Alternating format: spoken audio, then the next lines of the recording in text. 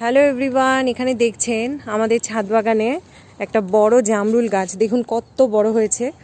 তো দুদিন আগে ঝড়ে দেখুন একটা বড় টবে দেয়া ছিল, টবটা পড়ে ভেঙে গেছে আর গাছটাও পড়ে গেছে।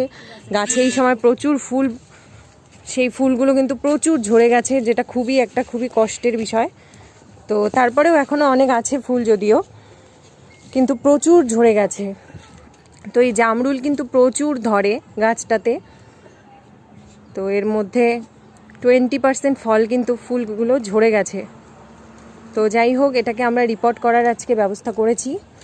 তো মা একটুখানি ওপরের অংশটা কেটে দিচ্ছে, সামান্য সার দেয়া হবে বলে। আর এই যে নতুন করে একটা টবের মধ্যে মাটি ভরেছি, তো এবার গাছটাকে বসাবো।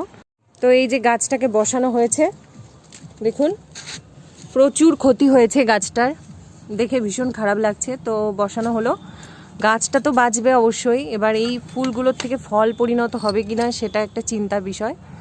ঠিক আছে, তবু গাছটার যত্ন করছি আমরা।